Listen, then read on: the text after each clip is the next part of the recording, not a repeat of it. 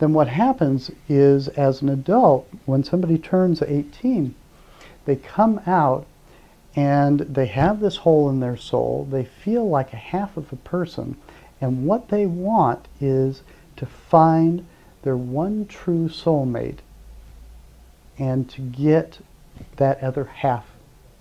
Okay? Now the difficulty, of course, is that if we've got a half of a person here, trying to get a half from this half of a person here, this person is going to get diminished, and the half is actually going to turn into a quarter. This person, of course, wants the exact same thing, and if they get it, the person is going to be diminished, and what happens is a fourth of a person results. The difficulty with these kind of relationships is, first of all, it's looked at as normal. What they're looking for, of course, is their one true soulmate. And our culture says that's right, you do get one true soulmate. Now really think of the reality of that. Out of 220 billion people, I'm going to be able to find my one true soulmate, and then everything is going to be perfect. We're going to merge gloriously, and we're going to be one. Okay? That isn't love. That's self-love, that's possessive love, it's immature love, it's romantic love, and that's what our culture pushes. If you look at the movies, if you look at the music, what you hear is, you are my everything, I'll die without you, you're my better half. We don't even get to be our own better half, but the other person somehow is better than we are. It's absolutely crazy, and it is self-defeating, and that is why our divorce rate is up to at least 50%, because the individuation and maturity isn't there to really get a good relationship and know how to develop it.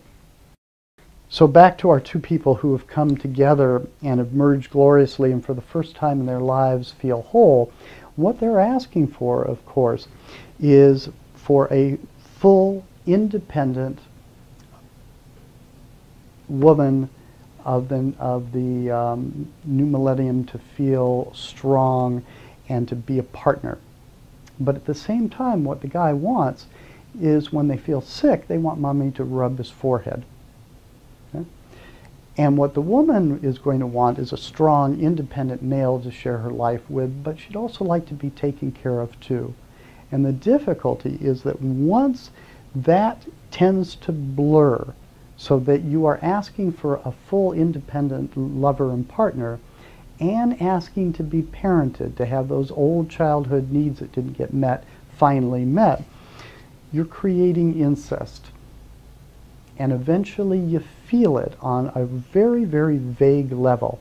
It's not something that people really know about consciously, but you can often see couples calling each other mommy or daddy, which is scary as hell.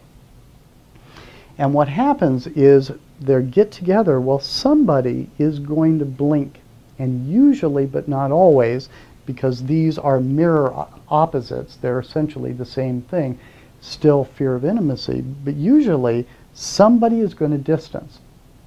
They're going to move away either physically or emotionally, and usually that person has been the one who's been most enmeshed in their childhood.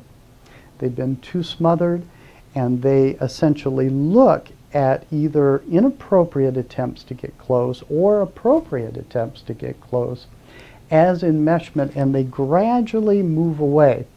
So they begin to read the paper more, or they stay at work longer, or they don't focus on the other person and really see them in that I-thou way.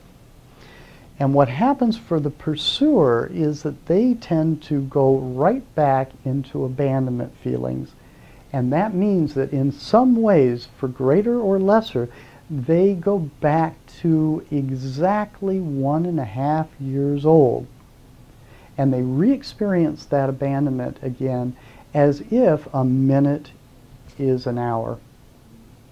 And they often have even physical symptoms of withdrawal from the person They feel like they just are desperate to get that person back. And so naturally they pursue.